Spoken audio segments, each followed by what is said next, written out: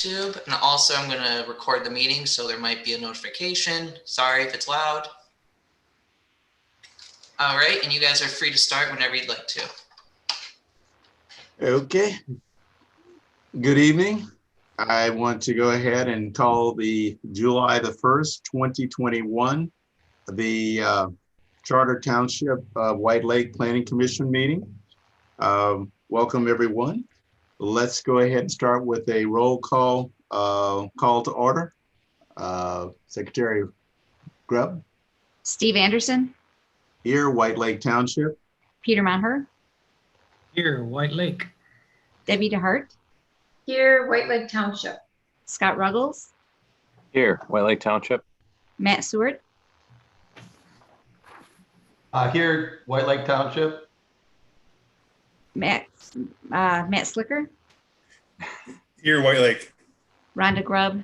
Here, White Lake Township.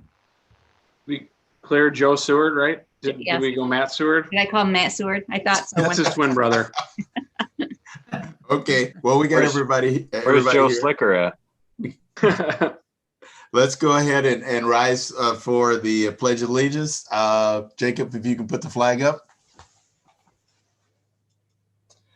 I pledge allegiance to the flag of the United States of America and to the republic for which it stands, one nation, under God, indivisible, with liberty and justice for all.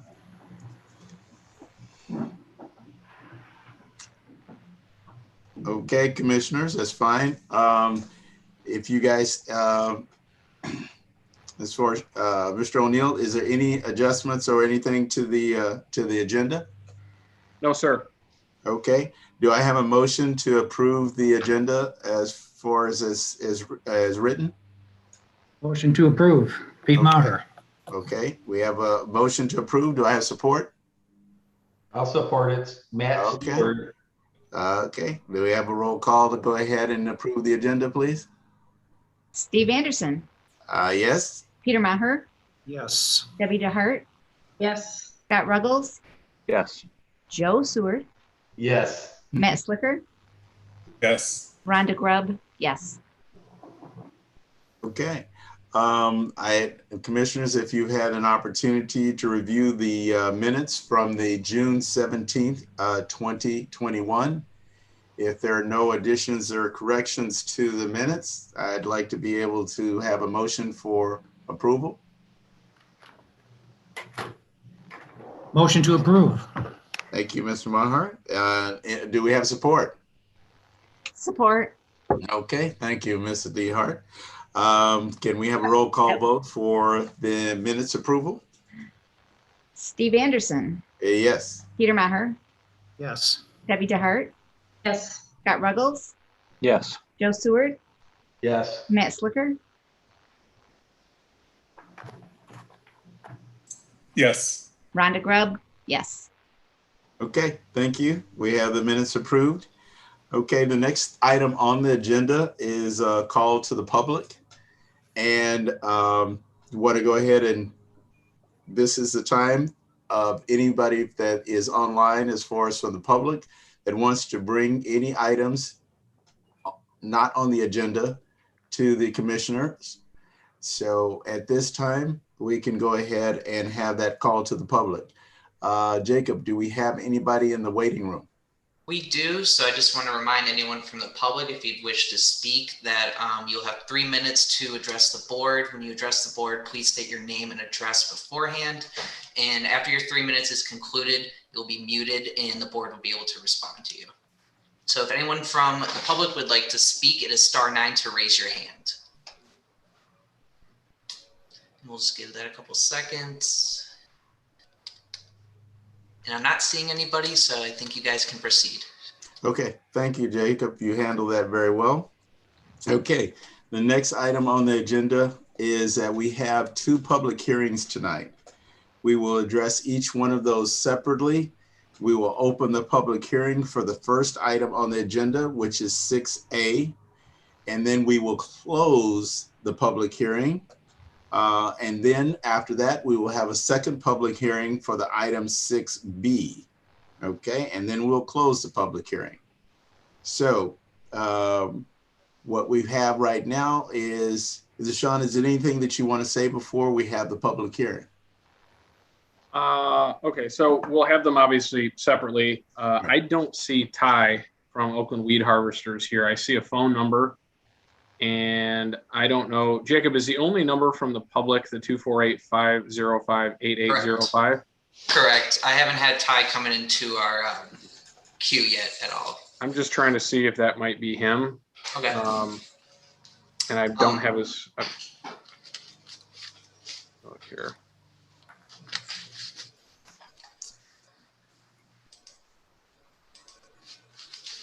Okay, well, I guess when we get to that point, if Ty is not here and logged on, I would be uncomfortable really moving too far through his project. My recommendation would be that we'd go through the reviews, open the public hearing, receive any public comment, close the public hearing. If he's still not here to speak to the review comments, then I don't know, once you guys have all had an opportunity to talk about it and have questions answered, if he's not a participant, then at that point, I would recommend that we table action on his request. We'll at that point have held the necessary and legally required public hearing, and we would have to table him to a future meeting, which would be unfortunate. But again, if an applicant's not here, it's tough to really have a discussion about the outstanding items found in these review letters for their project. So I guess at this point, Mr. Chair, I would encourage you to receive the review comments, open up the public hearing, and then we'll see if Ty joins us.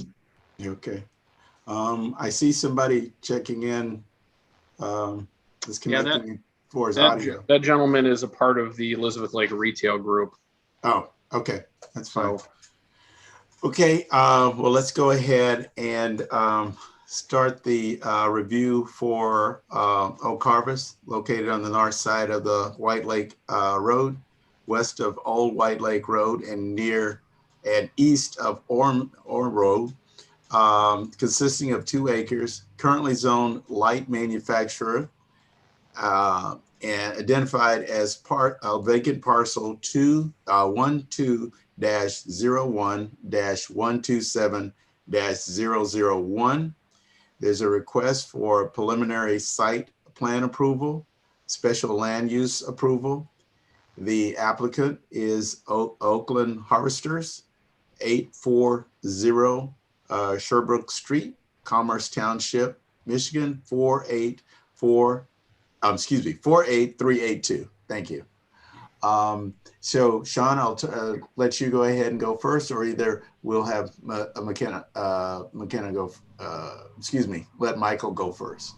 Okay. It's really up to you. When it comes time, I can touch on the fire department's comments, but if you want to let the other two go first, that's perfectly fine. How about, okay, Mr. Lufkin, why don't you go ahead and go first? I would be happy to, Mr. Chair. I'm going to share my screen just so you can follow along with me. You should have in your packets. A DLZ letter dated May 26. Represents our second review of the subject property for Oakland Weed Harvesters. I'm going to scroll through and jump to the second page and start talking about a few of the comments we have.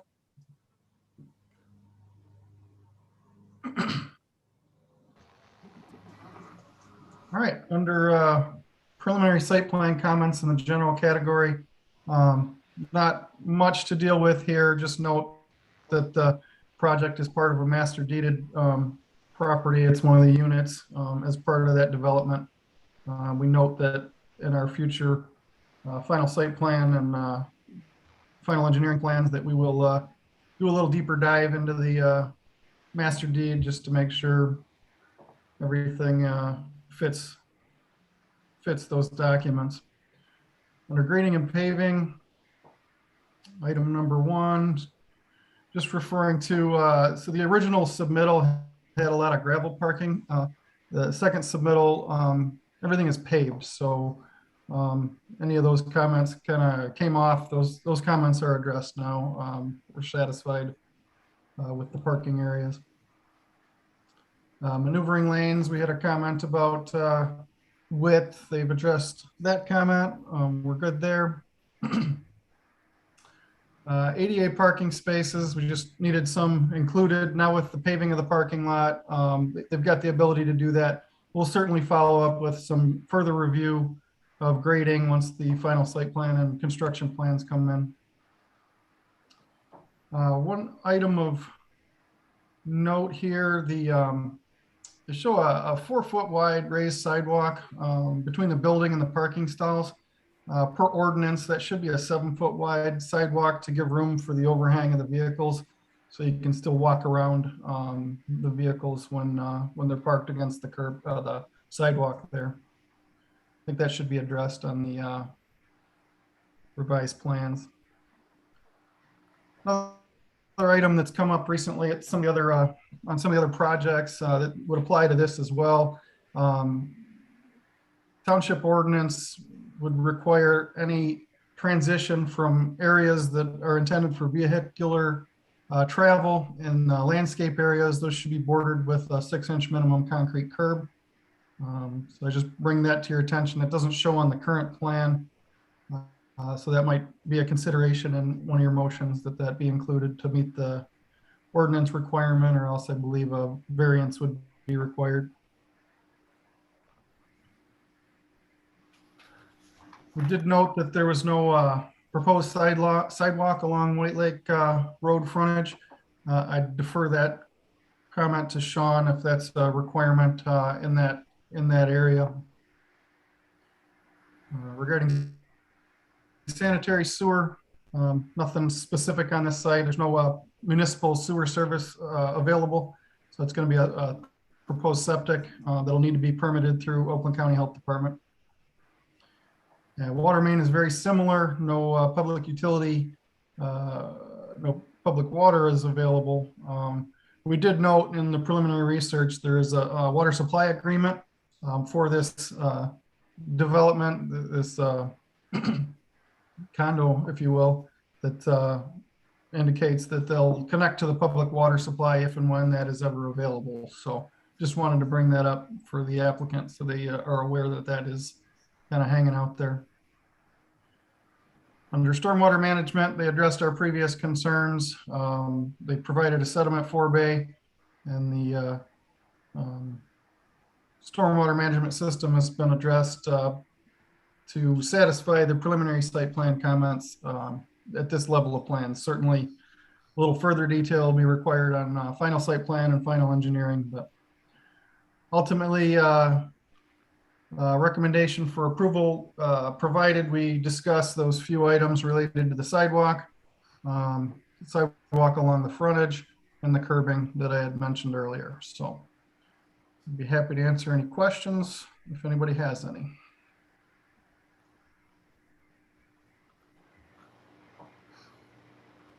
Okay, commissioners. I'm sorry, Matt, was your hand raised?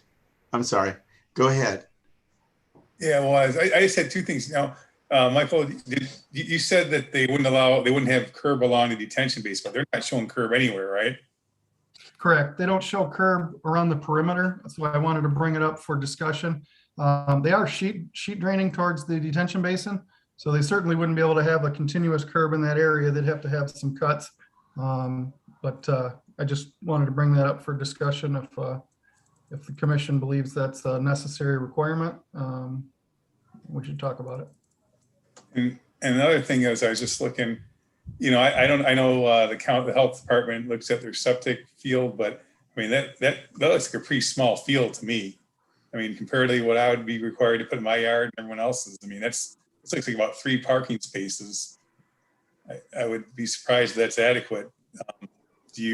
Have they got any feedback from the drain office at all, or do we know how big that? I haven't heard that they've submitted it all. I do know they got a lot of room on the space if they needed to, modify that parking area slightly. So I'm confident they could fit one. It might change the pavement limits, however. Yeah. So that's all I had.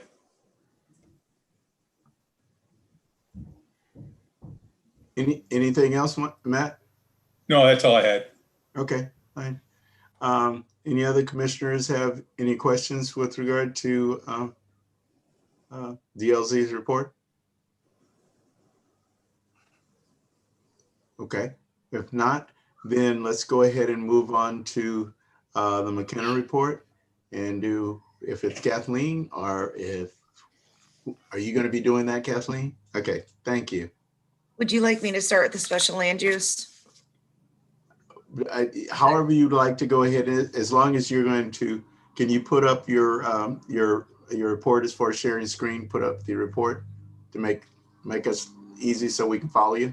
Yep, no problem. I'll have it up here in 1 second. Kathleen, you want to do the special use first? Yeah. Okay, coming up. Right, it's good to have your husband on the meeting. So, as you said earlier, this is a proposal for special land use and a site plan review, approximately 2 acres. It's currently zoned light manufacturing. The special land use is actually for outdoor storage of fleet vehicles, pallets, containers, materials, and products in section 4.39 of the zoning ordinance. The site is currently vacant and the applicant is proposing a 9,000 square foot light manufacturing building and associated parking lot. In the report, I went through the general standards for all special land uses. We did find that the proposed use is appropriate in location, size, and character, and will be harmonious with the surrounding light manufacturing uses.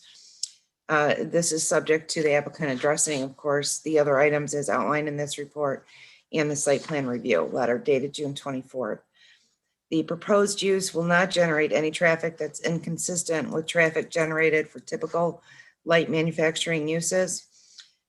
Insofar as the proposed use being designed as to the location, size, intensity, site layout, and periods of operation of any proposed use to eliminate any possible nuisance, we find that the proposed use is appropriate in location, size, and intensity and will be harmonious with the surrounding light manufacturing uses. We've asked that the applicant address screening requirements, and this will be part of a required landscape plan that was not submitted.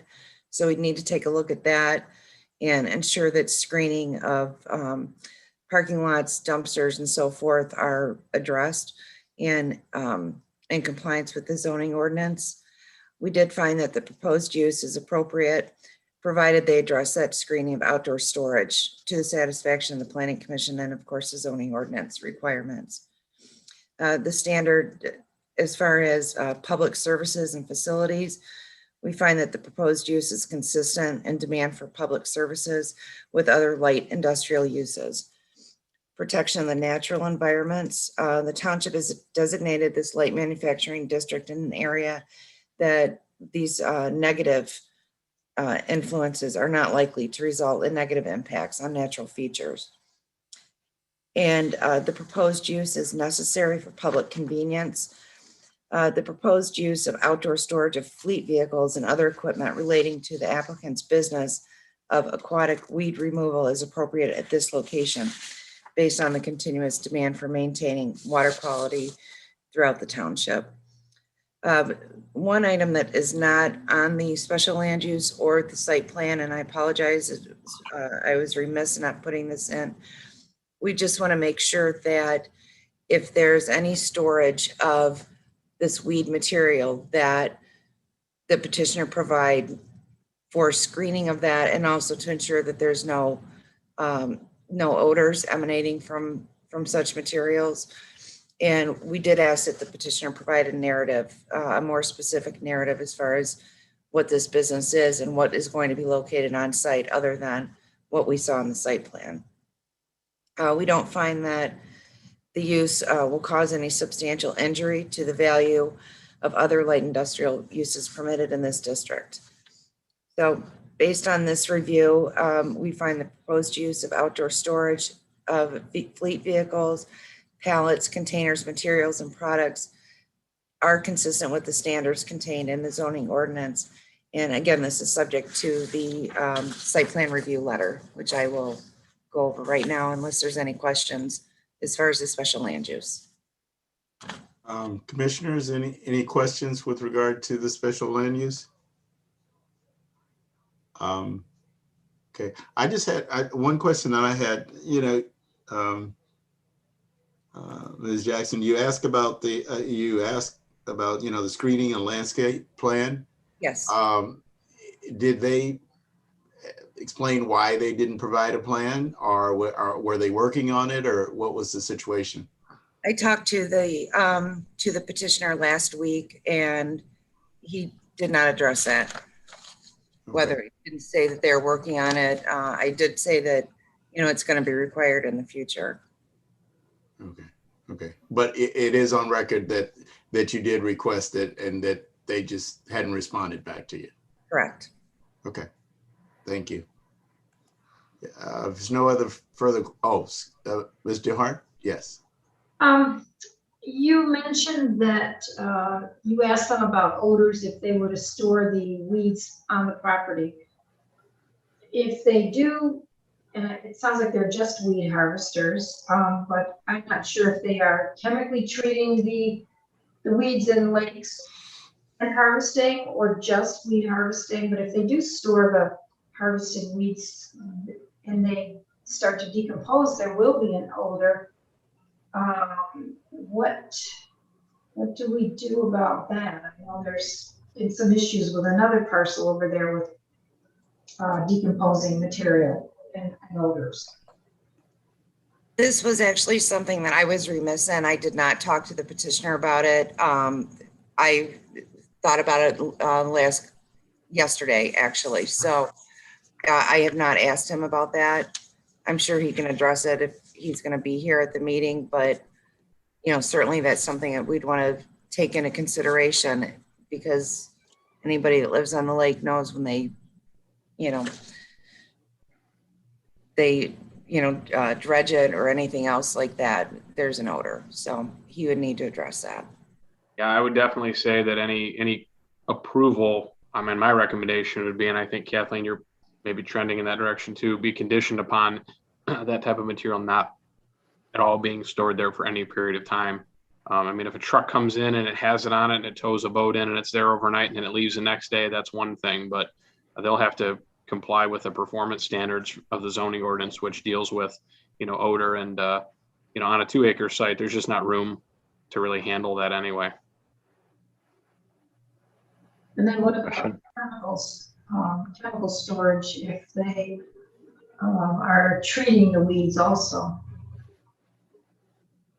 Did we ask them that, I guess, is my question. No, I've written that down. If the petitioner isn't here this evening, I can talk to him before he, if it's tabled before he submits again, or if it's approved. I'm sure Sean will make sure that he'll have to address that in such a way that it complies with your performance standards. Thank you. And these are great questions, and questions that, I'm sure if Ty does join the meeting, he should, be able to answer for us. I have a question. Go ahead. I'm guessing that as far as the chemical storage on site goes, whatever agency he gets his license through would probably regulate and set the standards for that kind of storage on site. And second, is this type of industry, I don't really ever notice where they keep that material, on site at their headquarters. I think they get rid of it pretty quick. They've been operating out of that site now for some time, and I haven't seen where they've been doing anything of that nature that I've noticed, but maybe if he's here tonight, he could answer to that. Thanks, Mr. Ruggles. Any other questions before we let Ms. Jackson continue? Okay. Go ahead. I'll go ahead with the site plan review. This is the second preliminary site plan review for this site. Use is the same as for the special land use. The existing conditions, the site is vacant. To the north, there's commercial, Springfield Township. To the east, it's vacant. It's master plan light manufacturing. To the south is Mac Industries, which is also LM. And to the west, vacant light manufacturing. As far as the architecture and design, we did not receive any elevations for this project, so that would be required. prior to any approval. And again, I'd reiterate that the applicant needs to provide a narrative specifically outlining the scope of their uses that they're proposing. Site circulation and parking, the applicant is required to have 11 spaces. They are proposing 16 spaces. However, several of these spaces are located in the required front yard setback. And because they're gratuitous spaces, we would ask that those be removed. And again, as the engineer said, curbed as per the ordinance requirements. Pedestrian circulation, again, the engineer noted this, that there's a required sidewalk located along the front road on White Lake Road, and that has not been provided. So we'd need that addressed. Again, we did not receive a landscape plan, so we asked for that. We also did not receive any exterior lighting plan, which is required by ordinance. So we'd ask if this is approved, that the petitioner provide an exterior lighting plan showing compliance with the standards 5.18 in your zoning ordinance. No sign was or is proposed, but a separate sign permit application would need to be submitted for administrative review of any future signage. As far as trash disposal, the petitioner verbally indicated that they will have a refuse container approximately 8 feet by 30 or 40 feet. That will have to be screened per the zoning ordinance, and like the elevation, we need details of that submitted to ensure that it complies with the standards for location, screening, and method of enclosure. So as noted in the review letter, we have several outstanding issues. We'd recommend at this time the project either be tabled to allow the applicant to address these outstanding issues, or approved subject to the planning department reviewing and approving all these outstanding items.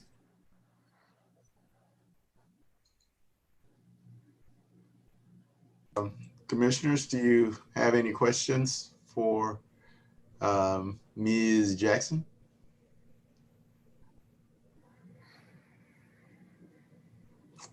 Okay.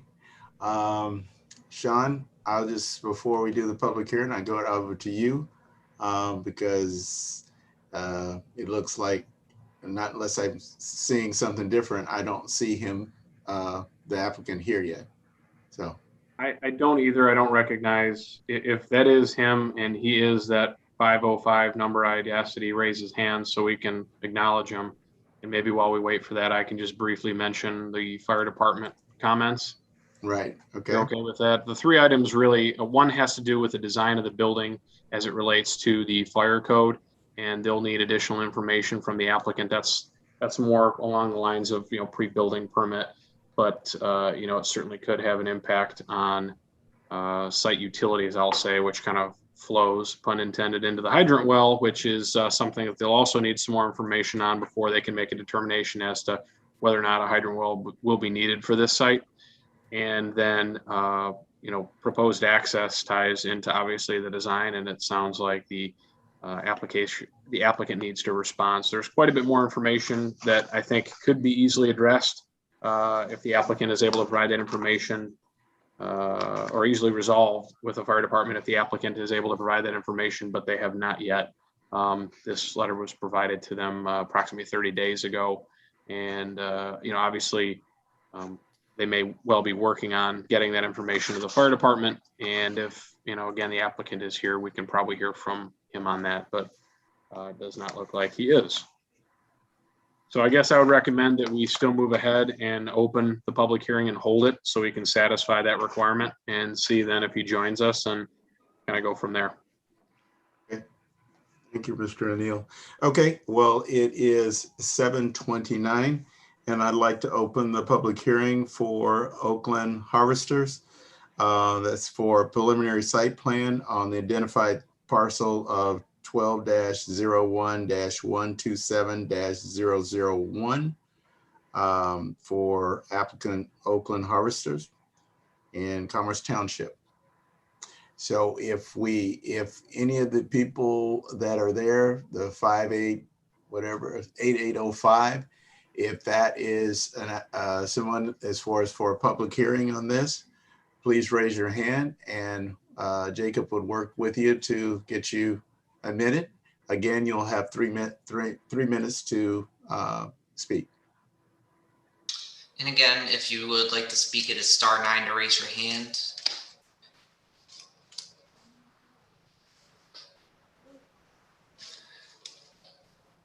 Not seeing any hands up, so you guys may proceed if you'd like to. Okay. One quick question, if I could. Jacob, there's just one caller in the meeting beyond the participants that we see here? Okay. Correct, just the 8805 number. Okay. Well, I will keep the public hearing open for at least another minute. And I'll let you guys know if he pops up in the waiting room or anything else happens.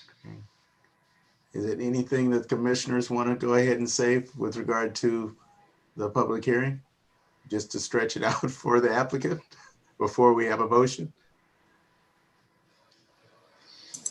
I just had a comment from Michael on the engineering review. Do we have a requirement for, he's got this swale in the parking lot. I mean, that's going to be a pretty challenging thing for this guy to pave, I think. Do we have a requirement for like a gutter along that swale? That thing's either it's going to fall apart at that seam, or he's not going to be able to pave it. Some of these areas look pretty flat, and it's kind of at a funky angle too. So I don't know. This can be a challenging thing to do. Yeah, it will be challenging. I could ask him to address some more of that on the final site plan. There's no requirement for them to collect stormwater in a collection system like, a traditional manhole and piped, so. It's their parking lot. Yeah, it'll be a maintenance issue. Well, you can have it as a parking lot. Well, I'm going to go ahead and close the public hearing. It is now 7:32. So the public hearing will be closed for Oakland Harvesters. So the next thing up on the agenda is to be able to determine what we have as far as for a motion for this. And knowing that we want to give the applicant at least full disclosure of something like this and give them an opportunity to address some of these, either captured in the minutes or Sean, however you'd want to communicate this to the applicant. I would suggest that we have a motion for tabling. Well, I'll make that motion that we table this application for the special use permit and the site plan approval so that the applicant can address the issues raised by all of the consultants and all of the comments. Okay. I'll second that. Okay. So any comments that you want to make? Thank you, Mr. Ruggles. Thank you, Mr. Stewart. Mr. O'Neill, any comments you want to make? Got a quick question. I mean, is your goal to have him clean this up a bit before he comes back anyway, and then also be present, or would you just like him to come back with this same plan? Was that your intent of your motion? Oh, the intent of my motion is to provide the materials that have been requested. So yes, to clean it up. Right. And then, yes, also to be present, because I anticipate that there's going to be questions of him. Okay, no, that's perfect, because if you were going to potentially table him anyway, even if you were here to clean this up, then we can kind of handle both right now. So I will convey that message to him, and it is clear. Okay, we've got a motion on the floor. Can we go ahead and have a roll call vote on it, please? Steve Anderson, Yes. Peter Maher, Yes. Debbie DeHart, Yes. Scott Ruggles, Yes. Joe Seward, Yes. Matt Slicker, Yes. Rhonda Grubb, yes.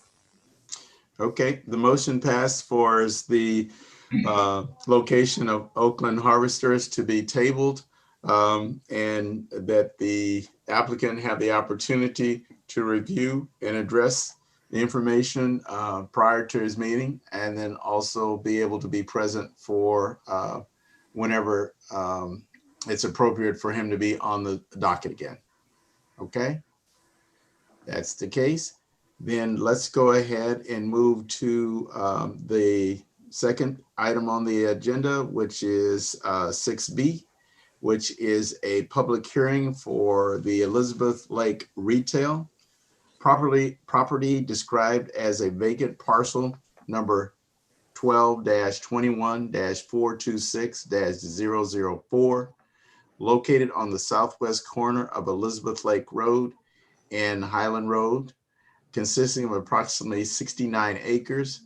Applicant would like to rezone approximately 8.61 acres of the northeast portion of this parcel from AG to PB, which is architectural to planned business district or any other appropriate zoning district.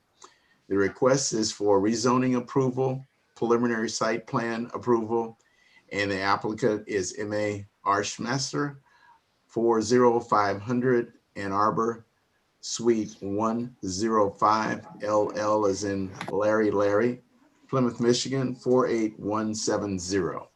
Okay. Mr. Chairman, Yes. I have a request real quick. Yes, sir. I'd like to ask the planning commission if I could abstain from this discussion, just to make sure there's no conflict of interest on Okay. this item. So you're asking to go ahead and be recused from this at this time. I am. And if that's the approval of the commissioners, then all you'd have to do is to go ahead. You can, we will let you know when you can come back into the meeting, if that's okay. Yeah. Should I stop video? Stop. I think Jacob can move you into a breakout room. And then I can text you when this case is over. After they vote to recuse you, then can text you and we can bring you back. Okay. So there is a request. Do we have a motion to go ahead and recuse Commissioner Ruggles for this time? Roll call vote? No, we have a motion to recuse him. It was a request, so we have to have a motion to recuse him. I'll make the motion. Okay, thank you. Do we have support? I'll support. Okay, now we can have the roll call. Thank you. Steve Anderson, Yes. Peter Maher, Yes. Debbie DeHart, Yes. Joe Seward, Yes. Matt Slicker, Yes. Rhonda Grubb, yes. Okay, thank you for your patience and understanding. Jacob, if you could move Mr. Ruggles into a waiting room, and then we can also have him come back to be a part of the meeting. This does not endanger any way the quorum situation for the rest of the planning commission, so we can continue on. Thanks. Okay, I'm gonna move you over right now, Scott. Okay, I got a question, Sean. Why do we have to remove him if we were live in a room? Couldn't he just stay there? He would actually have to He would have to leave. He would have to leave then? Okay. Yes, he would have to leave the room. Gotcha. Yeah, it's just like, if you're a coach and you get a red card, you have to leave the stadium. If you're a player, you get a red card, you have to leave the stadium. But Scott didn't do anything bad. I just want to say that. Sean, if you just want to let me know whenever you want him back in, I can put him back in whenever you guys like. Okay, thanks, Jacob. Yep. Okay, so could we go ahead and start with for DLZ's report? Actually, if I could really quick, please interject. Okay, sure. I sent an email to the Planning Commission several days ago explaining kind of the situation that this project is in between reviews currently, and it makes it very difficult to have a real clear picture of what their site plan proposes and whether or not it hits the mark. And I've explained to the applicant in a meeting I had with him last week that my recommendation was going to be to hold a public hearing tonight on the rezoning request, which is required. And I think we should absolutely still do that to continue to move the project forward. But then to have a discussion about the plan and maybe some of the items that they are working on and are proposing since you guys last spoke with them, and then to table any action in the site plan because you don't really have a complete picture. You have the last site plan they submitted with the last set of comments, because that is all we have. So there is a new site plan that's halfway through a 2-week review queue, or I should say cycle. And so in fairness to all parties, you just don't have a complete picture yet. So I don't think this is a waste of time at all. I think it's good to give them some feedback for them to present to you kind of, where they're at in their process. But again, as you know, there is a public hearing that is required. So I think if you're willing to accept this recommendation, I would suggest that we just move right to the rezoning piece, receive the rezoning report, hold the public hearing, and then at that point in time, we'll have satisfied that legal requirement and accepted any comments that the public may have, and then move into discussion, an open discussion maybe on the plan, and maybe receive a presentation from the applicant's group, rather than going through an older set of review comments that may not actually be applicable any longer, if that makes sense. So that's kind of where we're at. If anybody has any questions for me about that specifically, I'll answer them. I didn't want to hijack the meeting at this point, but before we get into comments that, again, may have already been addressed with the current set of plans, it seems like this might be the more fruitful way to move forward tonight. Does any of the commissioners have any issues with that as far as that structure process? No. Okay, good, good. Okay, who's up first then? I think it would just be Kathleen's report. That's what I thought. Okay. Yeah, and then right into the rezoning, the public hearing for the rezoning. Okay.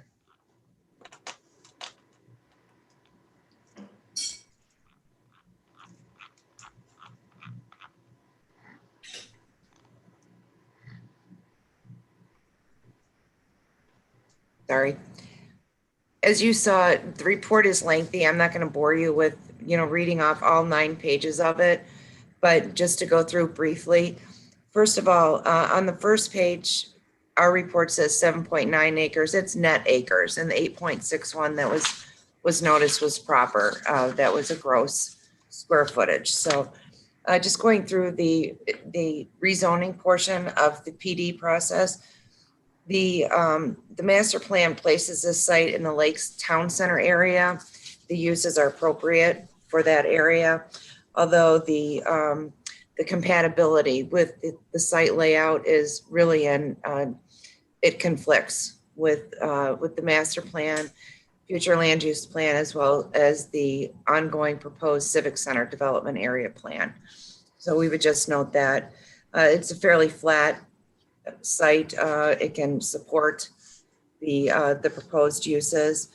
It's compatible with those uses that are permitted in the planned business district. And it's in an area that's served or will be served by public water and sewer. The one item that we want to make sure that we go over is a traffic impact statement that is required to be reviewed. And we have not received that, although in talking to Sean today, I understand that one was submitted, I believe, today, and that obviously needs to be reviewed by the township. The boundaries are, the boundaries of the requested zoning district are reasonable. We find that the property, the adjacent uses rather, are appropriate with the proposed 4-building retail and restaurant use. The requested rezoning will not create an isolated or spot zone situation. This would not be the case if the Planning Commission and the Township Board were to approve this. Request has not been submitted. One item that we would also note that the petitioner needs to provide a narrative outlining exactly what the public benefits are. In some conversations with the petitioner, they have mentioned that ring road that's going around the site, as well as a seating area on the northeast corner of the site. But we really need a written statement as far as what is the public benefit, because as you know, with the planned development, there's a give and take on both sides. And that has not been met to our satisfaction at this point. Further in the report, I went over the plan development review process. This would be the rezoning. Following this, we go through site plan review, preliminary site plan review, then final, and then a review of the development agreement. The one of the biggest items that we covered in the report is building placement, architecture, and design. It's my understanding that this went before the Planning Commission in March, and you gave some direction that you'd like some frontage on Elizabeth Lake. The way the the future land use plan, as well as the Civic Center development area plan, calls for developments is to have frontage along major thoroughfares. Of course, this is a hard corner on, a major intersection in the township, and that parking be located in the back with building frontages on the front. It's my understanding that the site layout has not changed from its initial application, which is, 4 buildings fronting on Elizabeth Lake Road. There's also some issues as far as the circulation within the site. There's a somewhat a roundabout or circular traffic situation, and it's just confusing. At one point, people are pulling out of the drive-throughs, which are special land use, but they're pulling out of the drive-through on Building B, I believe, and turning left, which is in direct conflict with, of course, we all know roundabouts go to the right. So that needs to be addressed, and hopefully in the traffic impact statement that will be addressed. Again, with respect to the drive-through uses, if the Planning Commission determines that drive-through uses are appropriate on this site, we'd recommend that the drive-through windows and circulation be located in a way that does not conflict with that on-site circulation and not along the Highland or Elizabeth Lake Road frontage. And the building that, the last building on Elizabeth Lake Road that has frontage on Highland Road that has frontage on Elizabeth Lake Road is a drive-through. It is a blank expanse of a building. It has one window, and that's for drive-through purposes only. And we would request at the very minimum that these elevations that are visible from the street have some additional windows and design characteristics, if not 4-sided architecture on all the buildings to encourage, as you can see in the picture on the screen, to encourage that pedestrian traffic. The elevations were submitted, and all 4 buildings they're basically the same type of building: brick, drive-it, some limestone. They have fabric awnings. Site circulation and parking, I went through. Hopefully that will be addressed by the traffic impact statement, not only for that traffic coming off of Highland Road and Elizabeth Lake, but also the internal circulation. Again, we've got some pinch points there by one of the dumpsters in the southeast corner of the site, and that would need to be addressed, as well as the sidewalks. Currently, they're proposing a 14-foot wide sidewalk, but you've got a 2-foot overhang because the parking spaces are 17 feet long, and then you also have outdoor dining, and then you need 5 feet clearance for ADA for that. So the 14-foot long sidewalks really are, even though it sounds wide, they should be widened to approximately 20 feet to accommodate the outdoor dining, the overhang of the cars, as well as the ADA requirements for clearance. We do not have a landscape plan at this time, so we would request that be submitted and reviewed prior to this coming back before the Planning Commission. We also need a lighting plan. There's no lighting or photometric plan that was submitted. Signage was submitted, and that complies with the zoning ordinance.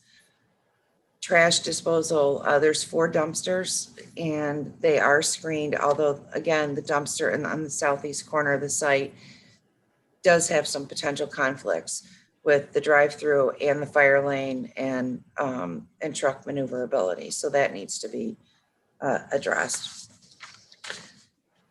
So lastly, there are a number of items that need to be addressed, and I'll just go through those very quickly. The applicant needs to address the outstanding item with respect to that Lakes Town Center forms and physical characteristics subsection to the Planning Commission's satisfaction. The applicant providing the written narrative outlining the public benefit of the project. Sidewalks be widened to 20 feet.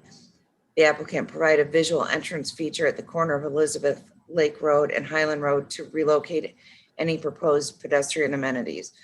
We're just curious as to the benefit, who actually is going to use that outdoor seating area at that hard corner at Elizabeth Lake and Highland Road. So maybe it could be located elsewhere on site that would actually encourage some pedestrian traffic and amenities. Four-sided architecture, and we also need finalized colors and material samples prior to final site plan review. The landscape plan, again, lighting plan, and a community impact statement needs to be submitted, and that's supposed to be submitted at preliminary site plan review. So we would need that as soon as possible. And lastly, again, the traffic impact study.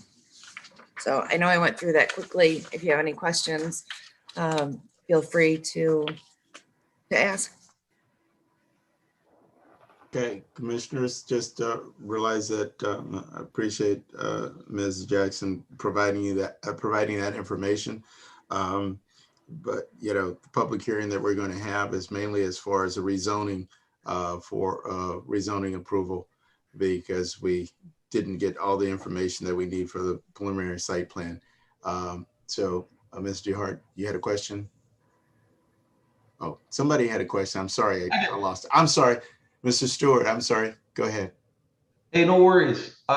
Kathleen, I know that you refer this to Lakes Village, but I'm looking at the master plan. Lakes Town Center. The land use says that this is planned community and also a focus area, which 2 pages above that describe a different use for this property than what you are mentioning. Am I not understanding the master plan? And I can share my screen. No, I can't. Well, maybe I can, but page 37 of the master plan looks to me like this is desired to be planned community and a focus area. Would you like to see my screen? I'm looking at it. Sorry, I was just going to jump in really quick. So it's the lakes. Let me back up a second. I had focus. that Lakes area graphic up there. Do you want me to put that back up, or was that not helpful? You go, if you think there's something helpful, John, go for it. There are 4 focus areas in the master plan, and one is the Lakes Town Center area, which it's not really an overlay district, but it's sort of a focal area. But I don't.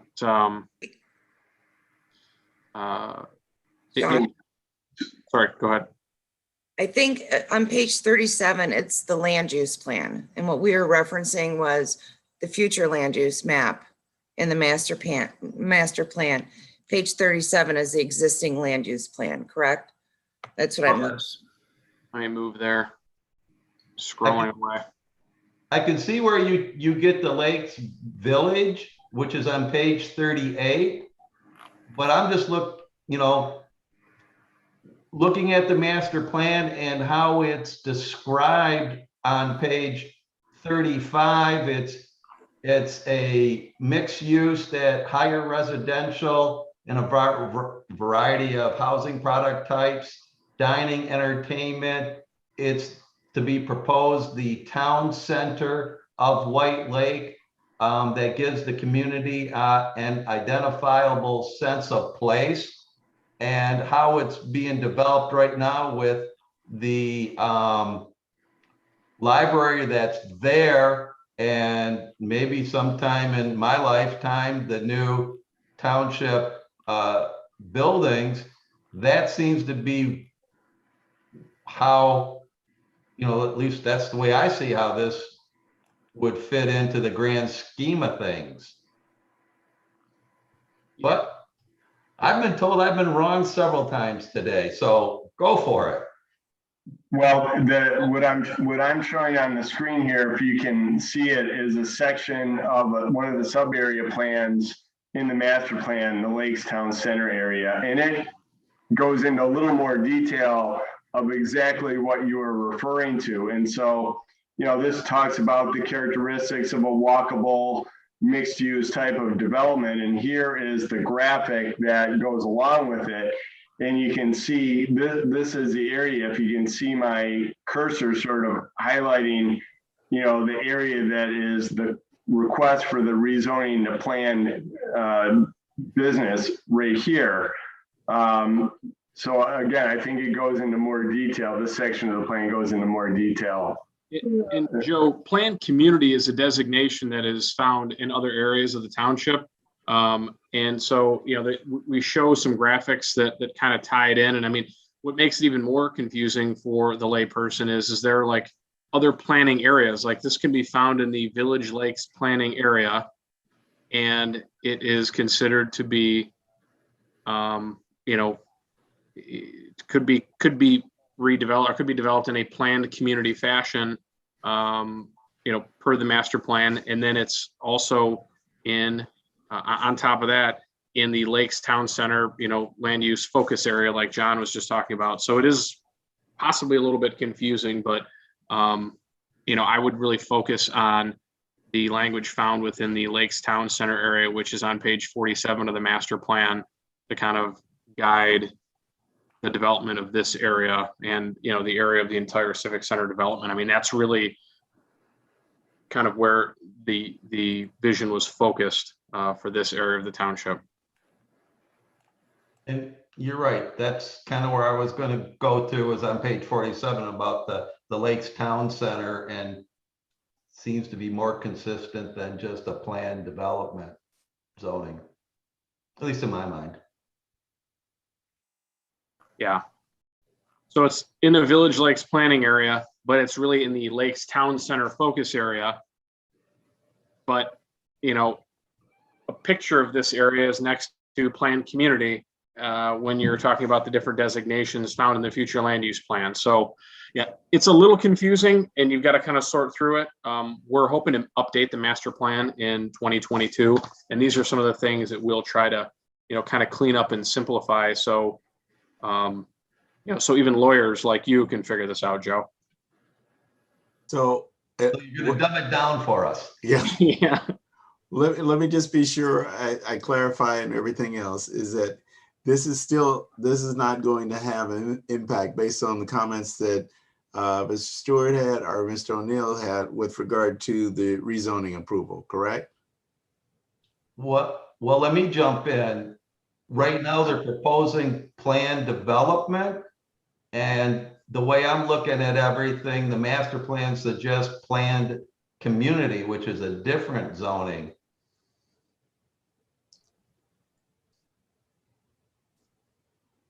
They're actually proposing the planned business.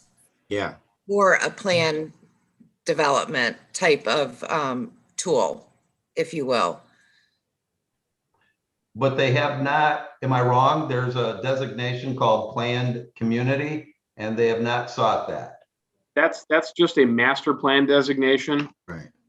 They're asking for planned business, which is more the commercial PUD as opposed to planned development, which is more the residential. Residential. Correct.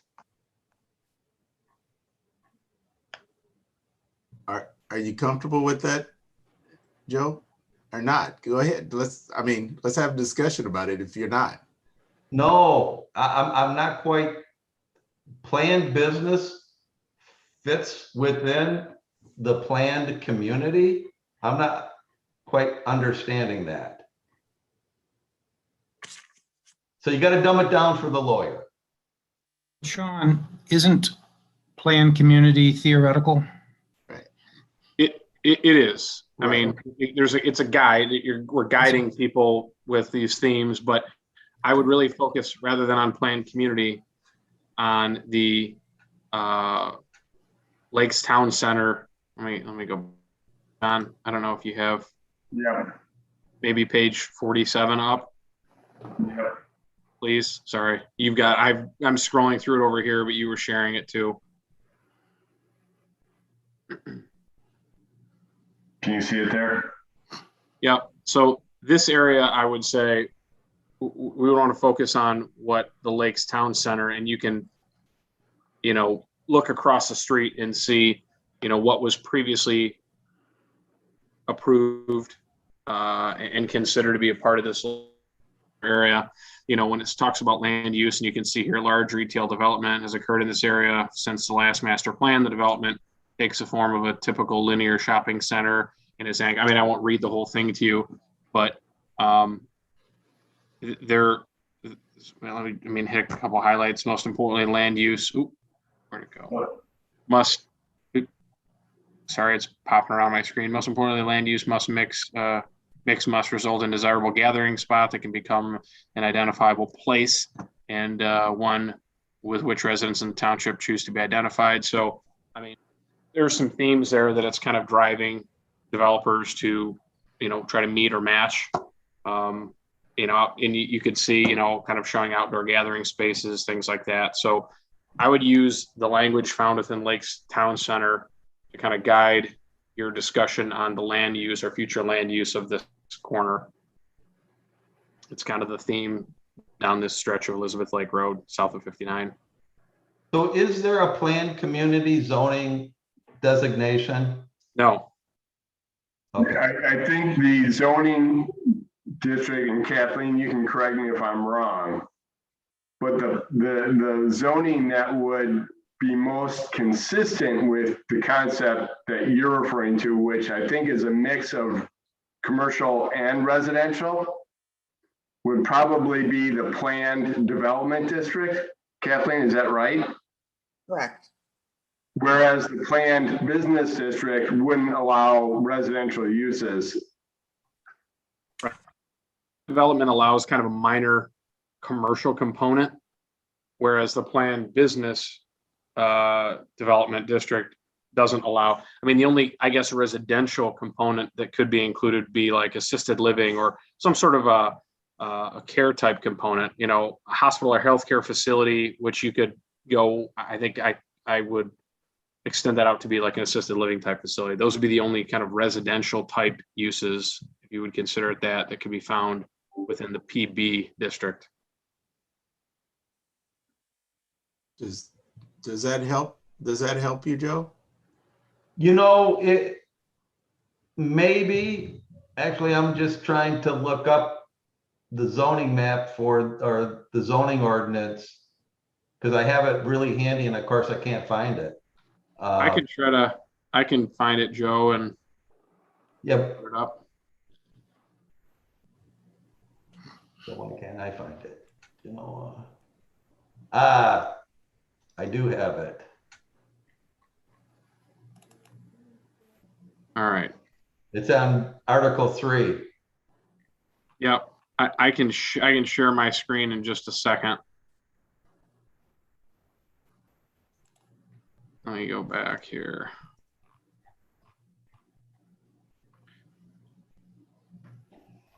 So here are, I don't know if this is going to let me move through it. So here are the districts.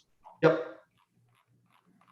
There's a town center district, which would be an appropriate district based on the master plan. And we're talking about plan, but that's not what's being sought. Plan business. And here is, I don't know if you want me to read this, but, the intent of the district and then all of the, permitted uses are here below. Right. No, I'm there. I'm there.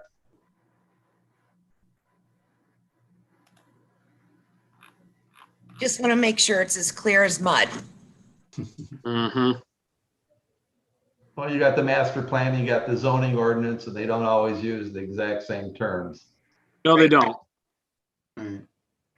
But please understand the planned community is, as I said, is a generic term using for developing of the community, not the idea of a planned business development. I completely understood that, but that's okay. Yeah, the simplest way I put it is the master plan is like your Christmas list. It's like your wish list. Right. And then the zoning ordinance is like the rule book. So they're not always, Right. they're not in Depends on conflict. if you're They don't naughty or always say the nice. same thing. One are all the things the community wants. Hmm. Your path forward over the next 10 years, and beyond. And, your master plan's like your roadmap, and the zoning ordinance is a vehicle that gets you on a go in that, or it should be, on that roadmap. All right. Okay. Sorry, yeah, Sean, you just went ahead and muted. I just wanted to get a clarification on the idea of, now that we've gotten McKenna's report with regard to the rezoning and of that, then I would recommend that we just open the public hearing right, as that's what I was going to do, if not unless something gravely was wrong with that direction. So it is 8:06, and wanted to go ahead and open up the public hearing for the 6B on Elizabeth Lake retail property described as a vacant parcel number 12-21-426-004, located on the southwest corner of Elizabeth Lake Road and Highland Road, consisting of approximately 69 acres. Applicant would be like to rezone approximately 8.61 acres, which is in contention as far as the 7.9 acres of northeast portion of the parcel from AG to PB, which is planned business district, and any other appropriate zoning district. So we're looking at the idea request for rezoning approval, and the applicant is MA Archmaster 40500 Ann Arbor, Suite 105 LL is in Larry, Plymouth, Michigan 48170. Okay. So Jacob, is it any of the people that have the numbers there or whatever, are they public? Yep, that would be the public. So if any members of the public would like to speak on this, it's *9 to raise your hand. And again, remember, please state your name and address before talking to the board. You'll have 3 minutes to share. Again, it is *9 to raise your hand if you'd like to. I'm not seeing anything, but if one pops up, I'll let you know. Okay. Well, who are the? Well, I guess my question: who are the 8805 and the 1453? Have we been able to recognize who those people are? They may just be members of the public wanting to listen in. Yeah. Yeah. Okay.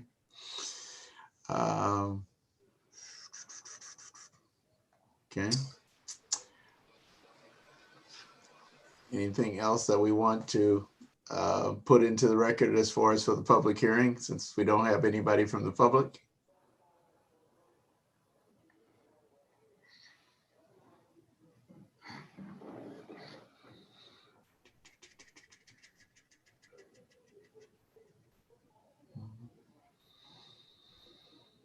Okay, I'm going to give it one more minute in case somebody at the last minute has some grave thing that they want to talk about.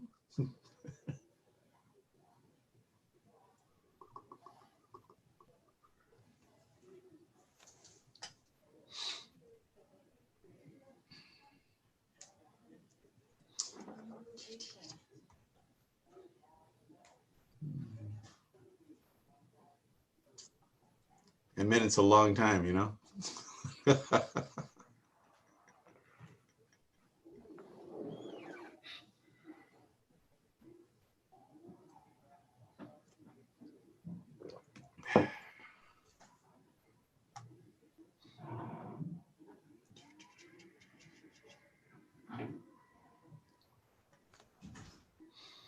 Okay, it is 8:10. Want to go ahead and close the public hearing for item 6B on the agenda.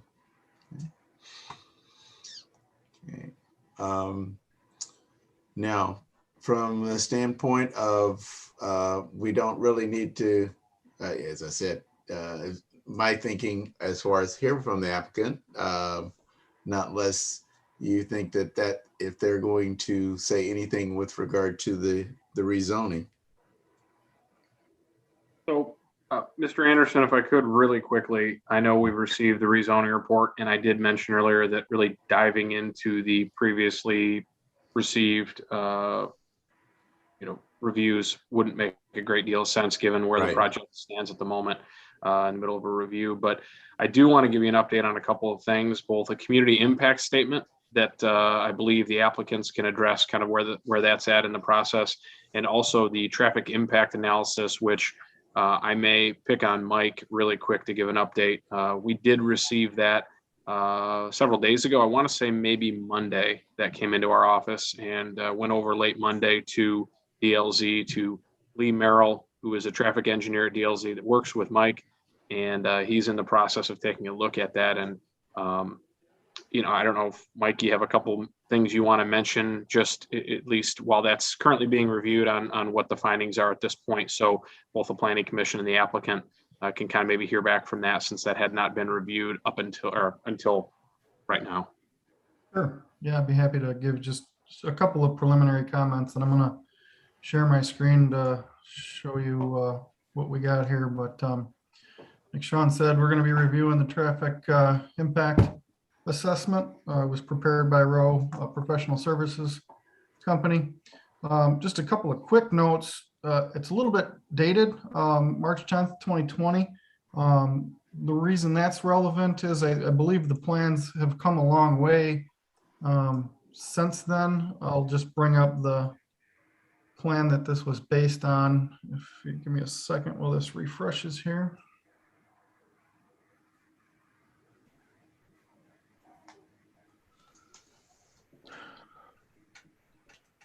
Taking a minute to load on my end, but you can see the plan is substantially different than the one we're looking at currently.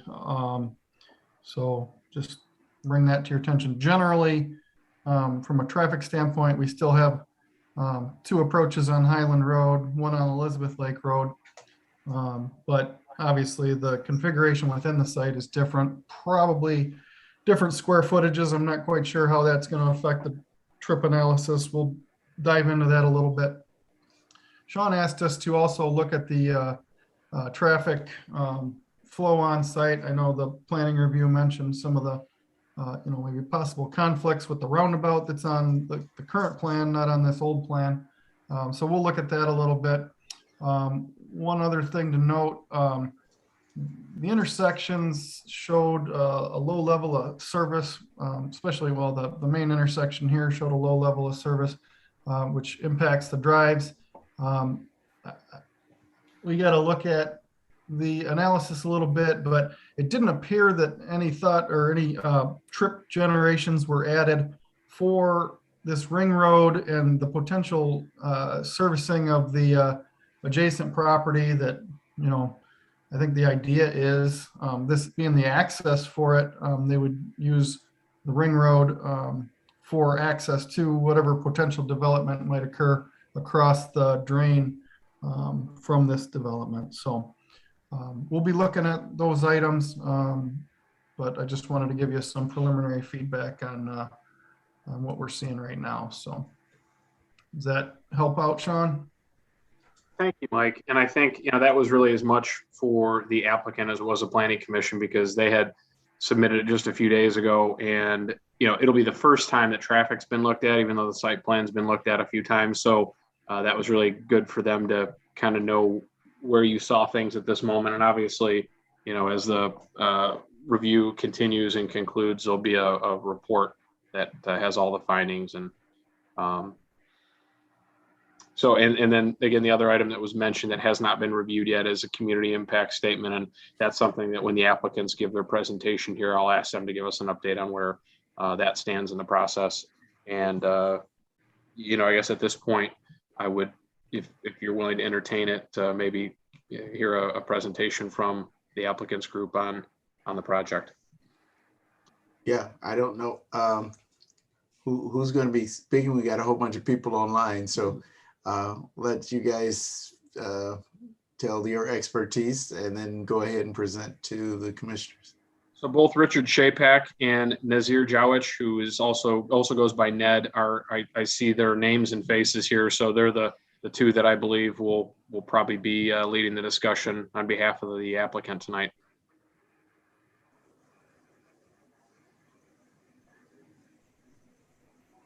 Good evening, everyone. Richard Shapak speaking. The developer has been working on this, as I think you're all aware, for probably about 2 years with this. We look at it on the basis of wanting to work very much with the township. As we listened to the presentation, I guess almost a month ago, there were a number of things that were being mentioned, and I'd like to very quickly address each of what I'll refer to it as major items. Probably the most major is the one relating to, we don't like drive-throughs. At this point, and I want to really emphasize that we do not have any signed contract in regard to who's coming into the project. However, we do have a few parties we've been working with the developers working with for really almost the whole 2-year period. They're very interested. I'm going to mention one, but I want to emphasize this is not a written contract. I would recommend that everyone, sort of understand what we're looking at on this. Okay. That major one is a small entity that you're all well aware of called Starbucks. Okay. I think you're also well aware Starbucks will not locate anywhere without a drive-through. In fact, as you're aware, they're right now across the street in the Kroger building, and they're moving out because they don't have that drive-through. Okay. That's the intent as to being one of the tenants in this project. There's a second of similar stature also who is saying no drive-through, not interested, not interested in being located in this area. Okay. Very much what we're looking at is we recognize the benefit to White Lake Township, to its citizens, in regard to having first-class tenants. We're not just going to be, here we'll throw up a few buildings and see who's going to show up. The very important aspect to that, and really related here, is the request, we'll go ahead and put some of the buildings over facing Elizabeth Lake Road. There's an old adage in real estate about location, location, location. Okay. The value of any building on Elizabeth Lake Road, with all due respect from a commercial, particularly retail aspect, will be decreased dramatically by putting it over on Elizabeth Lake Road as its frontage. If we thought otherwise, it'd be very easy. We just go ahead and throw a number of buildings over there. That won't work. Okay. Now, by the way, one of the questions that keeps coming up is, what is going to go in the area just to the south? Okay. That had been an Aldi store. With the passage of time, and I can't blame, and we're not blaming anybody, okay, unless you want to blame COVID, okay, they've now selected a different site. So what we're looking at now, we don't know. In fact, in the agreement with the group selling to the developers, that's being held aside simply because no one has that answer. Okay, it's intended to be commercial. We are totally comfortable with the concept. If it's going to be something other than commercial, we're going to come back and obtain authorization from Planning Commission. Other items, okay, one of them relates to the facade. The intent, particularly along Elizabeth Lake Road, is the facade, even though there won't be an entrance there, someone on Elizabeth Lake Road will be looking at a finished facade, not at the side or that which appears to be the side of the building. The same thought in regard to the rear of these buildings, again, dressing them up reasonably, but again, to give a different and a very professional appearance. Outdoor seating. Okay. Yes, in this day and age, in fact, we all learned something in the last year or two in regard to outdoor seating. And along with that, and one of the things, in fact, I sent it in earlier to Sean, okay, is a very substantial, and when we're in the next meeting, we'll have that there for everyone. In fact, probably share it before then. Okay, really a very substantial trash receptacle, so that people who are eating out there won't just say, "Oh, the heck with it," and walk away. They'll only have, a very few steps to go ahead and dump it into the trash receptacle. Also, okay, the very definite intent and the value of the center will be on the fact that it's kept really in prime condition. So it will not be, oh, well, once a week we'll take a look at it.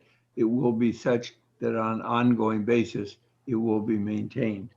Now, a comment that I listened to here a few moments ago was in regard to the placement of the seating. Okay. We're open-minded about that, and candidly, the northeast corner probably isn't the best spot for additional seating. I think that the area, again, in the what I call the outdoor seating area, makes a lot more sense for a seating area, and one that is attractive. I'm a little bit concerned, if we go into almost any shopping center and sit there for 2 or 3 hours and say, okay, how many people are walking around the center? And I think you can generally count those at probably maybe on one hand on an hourly basis. However, we're not quibbling on that. We will, in fact, make sure there is ability for people to walk around the center.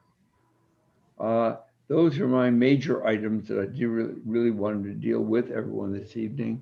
We are in the process of preparing the community impact statement that we anticipate being delivered really by the end of next week. So it'll be to everyone at least a week before the next meeting. Having said that, I thank you all and I'm available to answer any questions. Let me add one more thing. Monir Alawal is also here with us, the architect. Monir, do you want to add anything?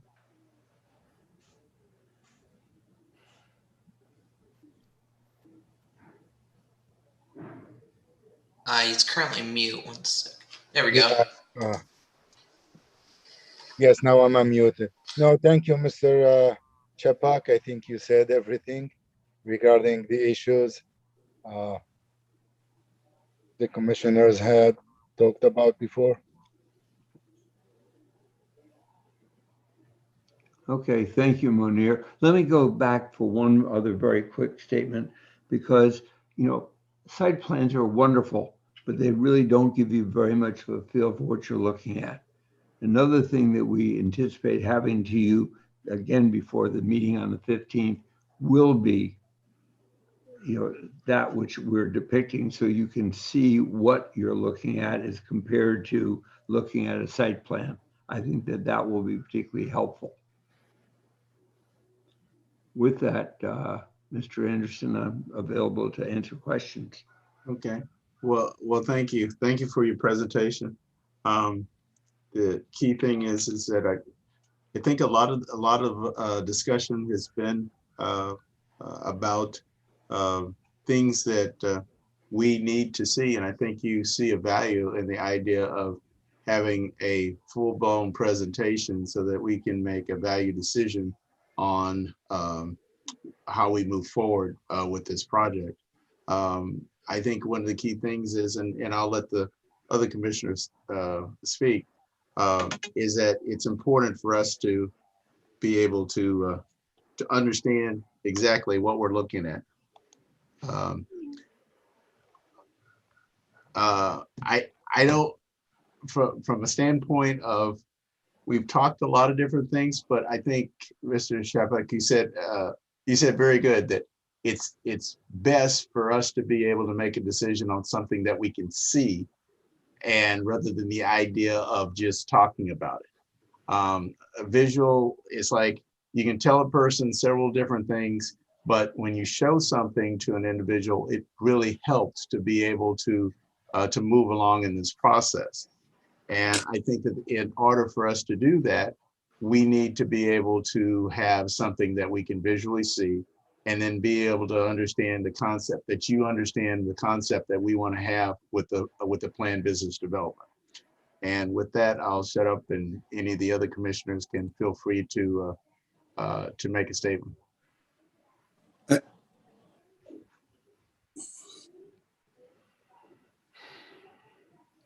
Nobody else has any more comments? Hello. I have Hello? a question to Sean, if I can, and of course, I'm going back to the zoning designations. A couple of questions. The town center designation would let the applicant build what they're proposing, correct? Yeah, from a use standpoint, I believe it would be congruent. However, we just haven't applied those standards in this case. And, there's quite a bit of flexibility in the planned business district. I mean, the town center district would be pretty flexible as well, but the planned business district was thought to be maybe the most flexible for this corner, given some of the challenges they've faced out here physically. There isn't any property in the township currently zoned town center. There is a district, there is a designation, and there are regulations and standards in the zoning ordinance, but no property has gone that way yet. And one of the differences between planned business and town center is certain things like car repair shops are allowed in planned business, but not in town center, and the size of office buildings. Yes, I guess All right, I didn't know if I was muted. I was looking back. Yeah. And I mean, if it's helpful, I can kind of zip through the intent of the districts so you can kind of have an idea. Would you like me to read that briefly? If you're looking at it, okay. I'm looking at, I guess, Joe, I'm just trying to be able to understand what you're trying to communicate to the rest of the commissioners, just if you can. Certainly. My concern with the planned business district is it's not as close to the master plan for the focus area as the town center is. And it allows use, it permits uses that to me don't fit with the idea of having a walkable town center, like this is the center of White Lake Township. And that's my concern. I see this area as, the center where people want to go for the township, the library, the offices. You do have the shopping next door, but is that going to keep, as Mr. Shapik meant, is that really going to keep people in the area and doing things? Whereas with the town center, it talks about indoor recreation. It doesn't permit, at least from what I can see, office buildings up to 20,000. And it just seems to me that was the goal for this intersection of M59 and Elizabeth Lake Road. We wanted it to make it the center of the community.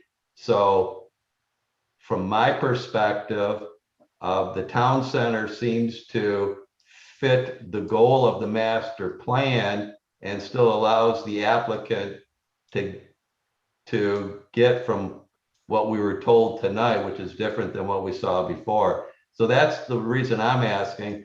And then of course, we all know that if something doesn't work out and it's zoned a particular way and then it's a permitted use, we lose a lot of our input as to how and what how the area will work and fit. And while obviously he doesn't have an intent for a 20,000 square foot office building, doesn't look to me like this would be the area that you would want a 20,000 square foot office building. Likewise, is this an area that you want to have automobile service stations, service centers, and the like? And what the applicant is proposing, though, is permitted in the town center. So that's my concern.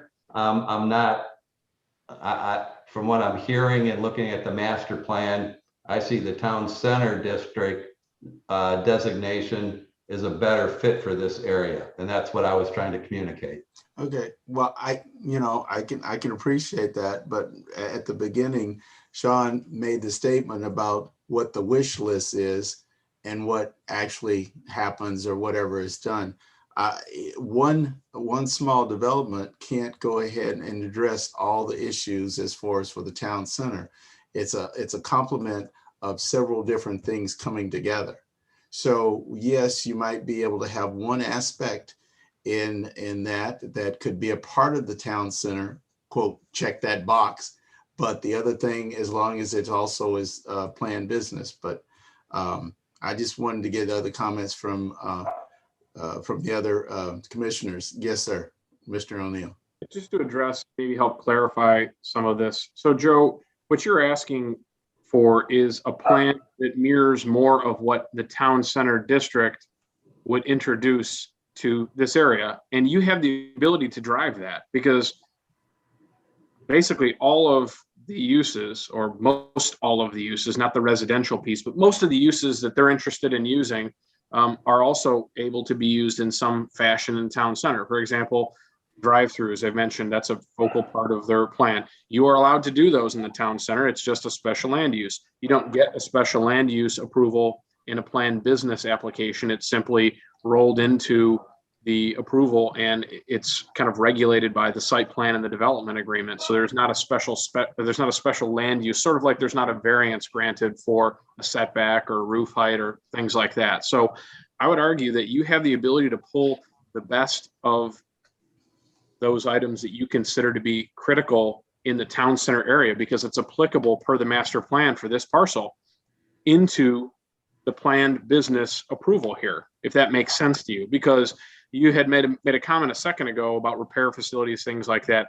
It's true, those are all permitted uses, but that's not what's being proposed here, and we would never allow that at this corner. And so they'll be bound by their site plan approval, and they'll be bound by a development agreement. So they can't just decide that, user A will move out and now an auto repair facility will move in. They'll have to amend their site plan.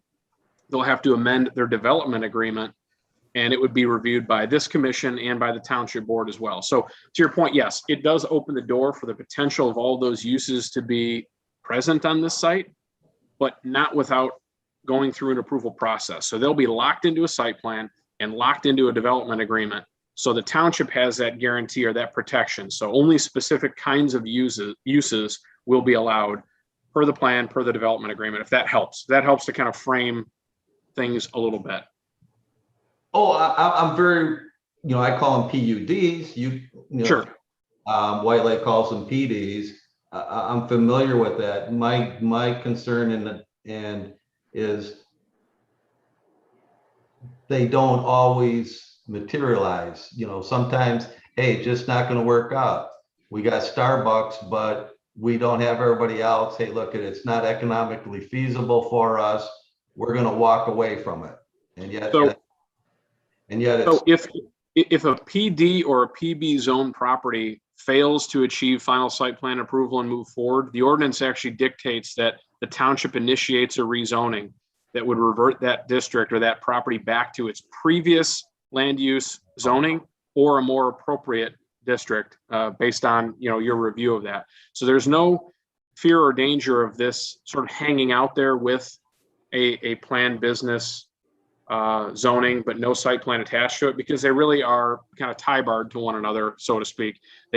One can't move forward without the other. And if they get to the very end and it does fall apart, we would very quickly go back and move to rezone the property back to, ag or general business or some, maybe town center, and not just leave it PB.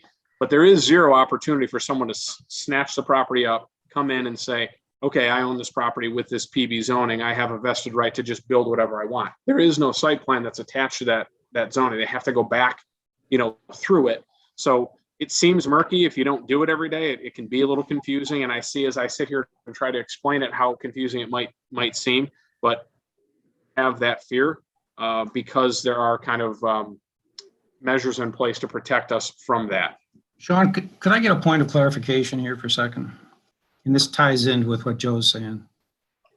It's my understanding of both of these issues, the rezoning and the preliminary site plan approval.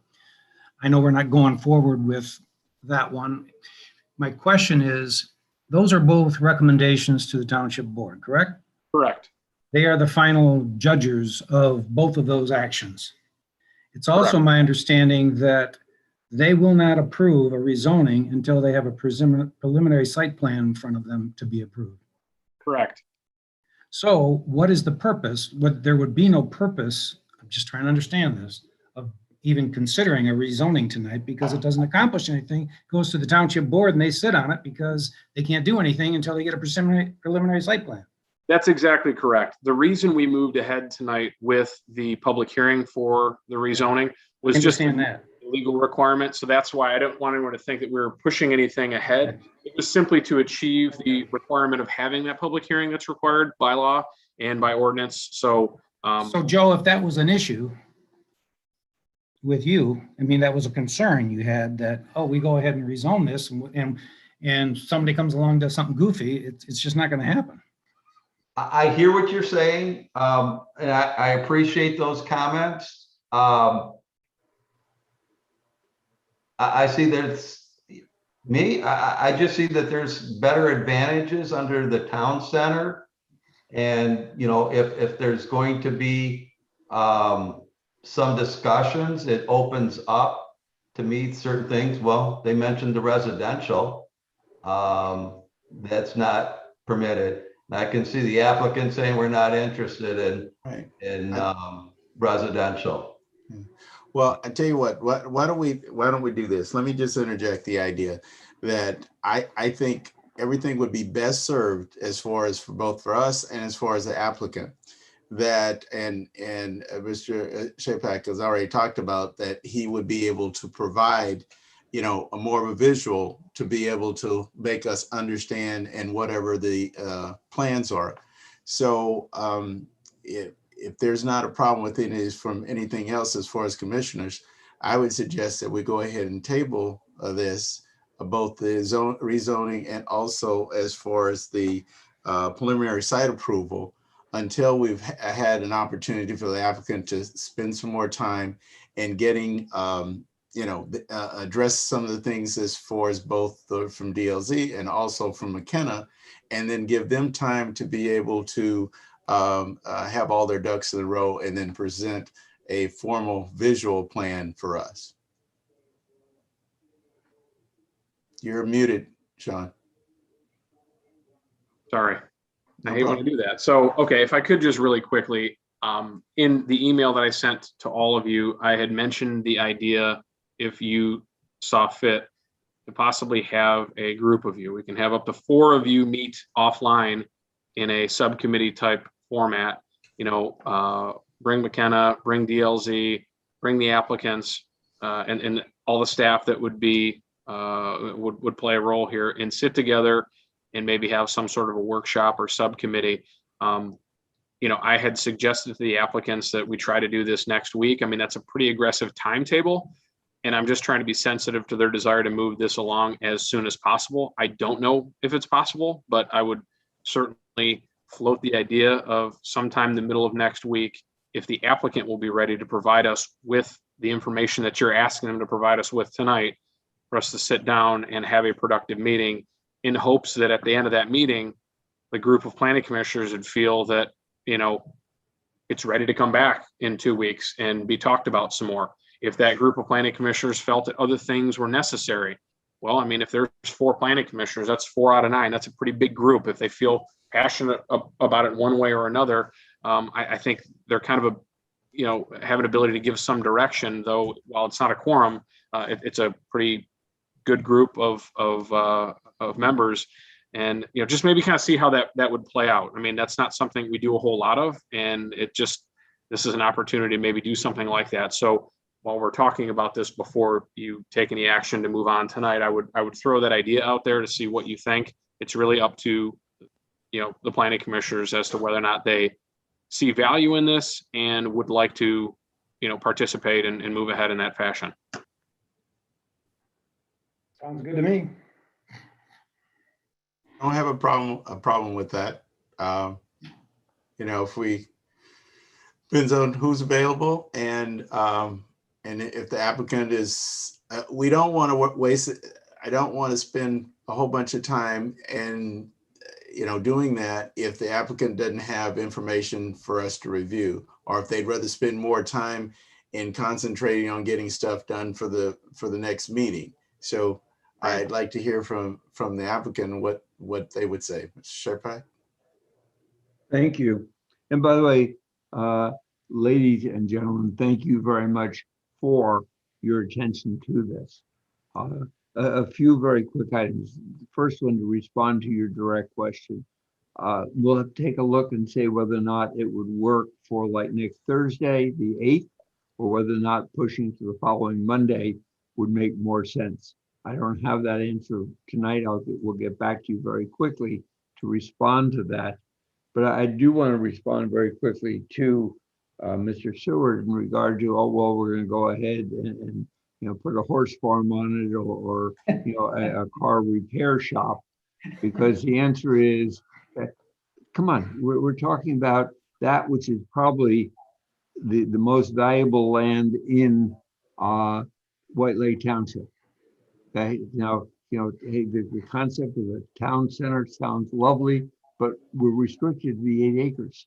There's this, water behind us. It's not like we can go ahead and expand, whether it be, east, north, west, south, etc. It's limited, and we're using every bit of that 8.6 acres to make it work. And the location is superb. And of course, that's what the developer is looking at.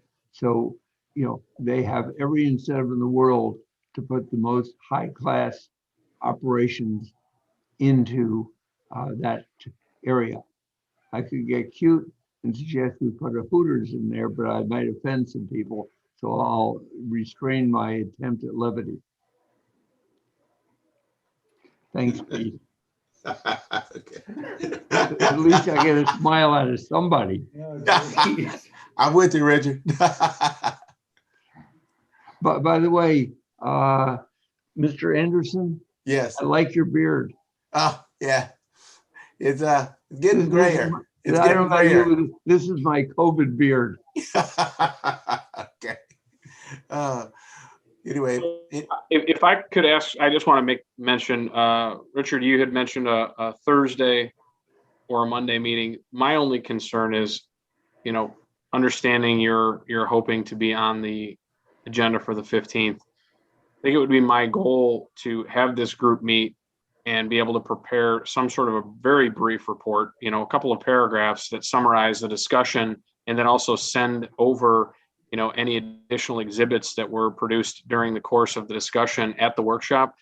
And, we like to give the planning commissioners a full week with their packet because they're all very busy folks and are engaged in many other things. And so it gives them plenty of time to review it and then, follow up with staff as is needed with questions. So my fear is that meeting on Monday really may jam them up a bit. So we'd be providing something either very end of the day or early on Tuesday for them to review with, maybe 48 hours or just north of that of time to really review. And again, I understand that you want to move ahead. It's just, I don't know.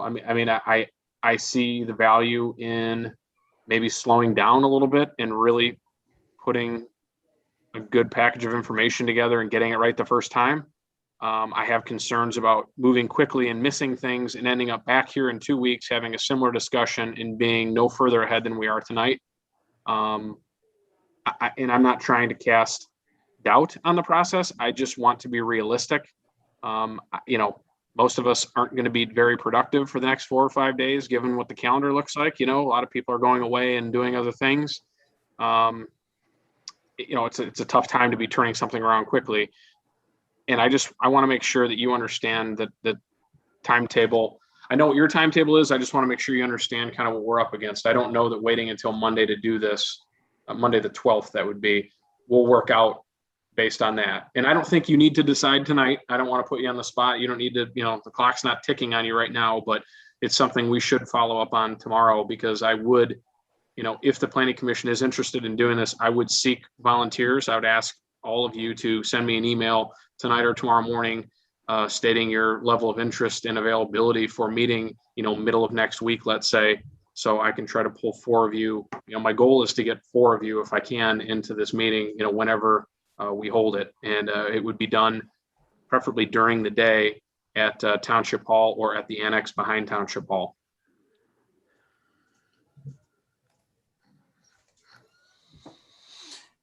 Okay. Any other final comments or anything from any of the commissioners? Okay. So if the best thing is knowing that we're trying to be able to work with the applicant and in the best interests of everybody involved. Do we have a motion to go ahead and table 6B?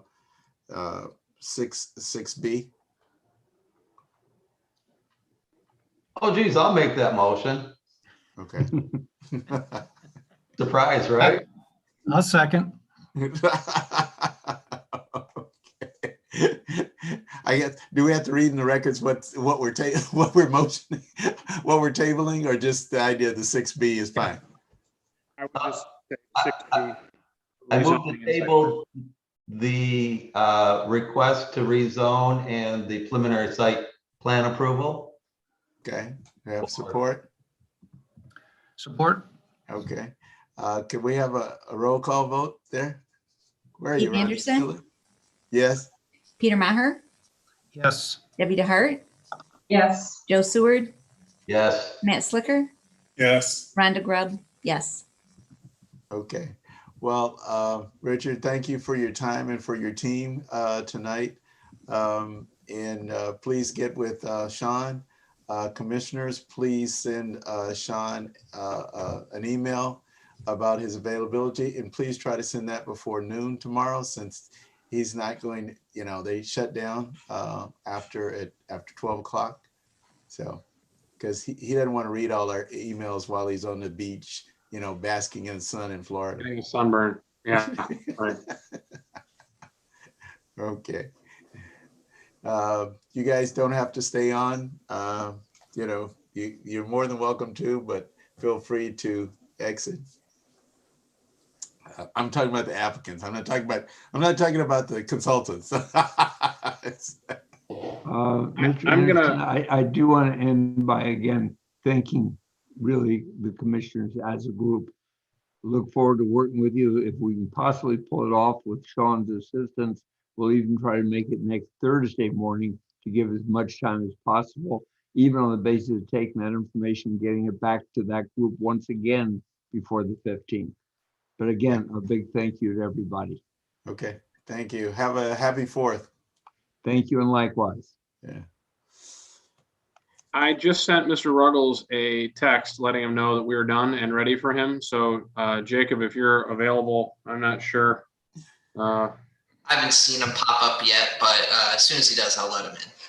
Oh, did he leave? Yeah, he left. I put him in the waiting room and he left. So Okay. he'll probably just pop Probably back in. forgot about him. Okay, well, I sent him a text, but I'm not sure what his status is. So, but we can go ahead. He might be out plowing the back 40. One of his kids probably unplugged his computer or something. Okay, let's continue on as far as any new business. Anything new? Okay. Oh, sir.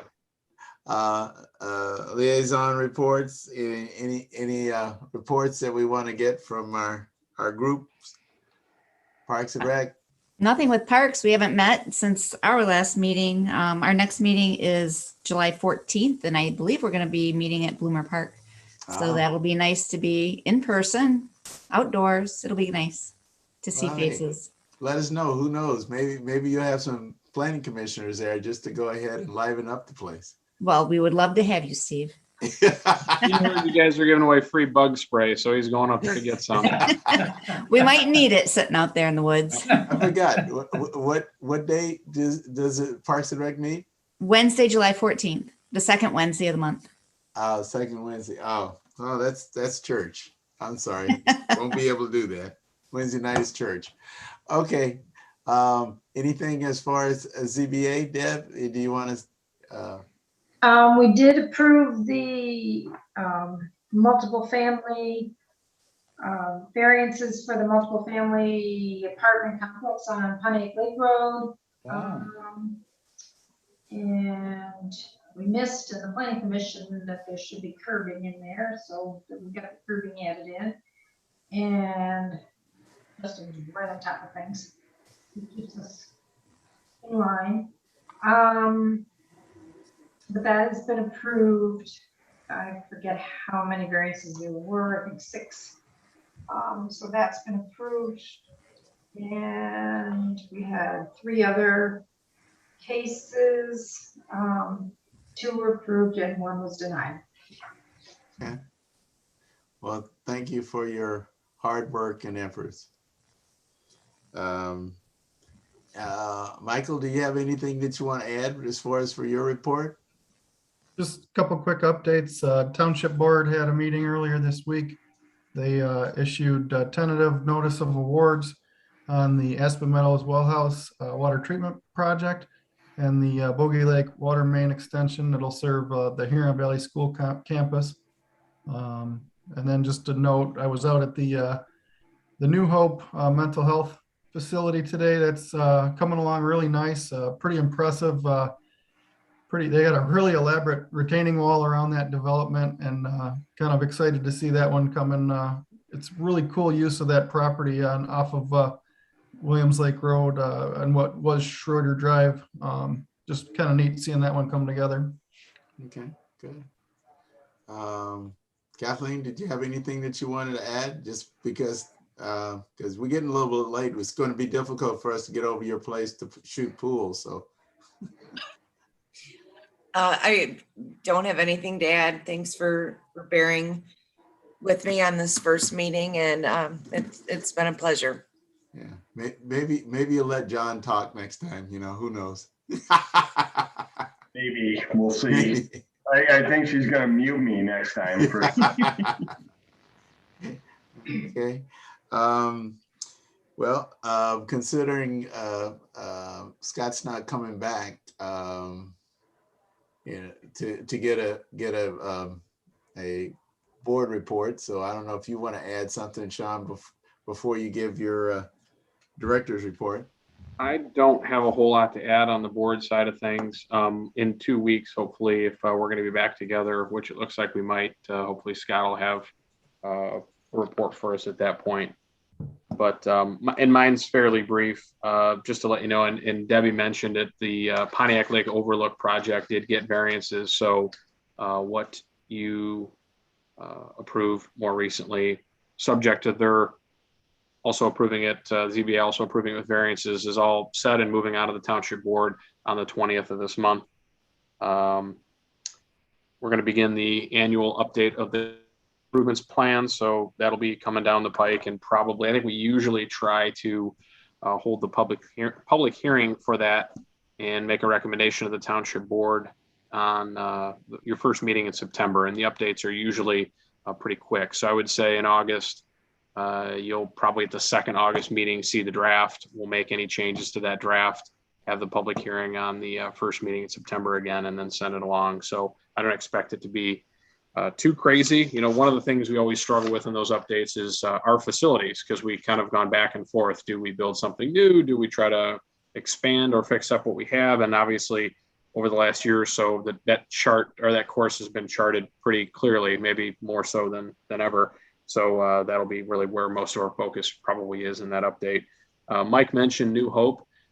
Rumi, who you guys have all met, I talked to him on a pretty regular basis and was disappointed to hear earlier this week that over the weekend they had 17 of their large bay windows shattered by vandals who then got into the building and discharged smoke,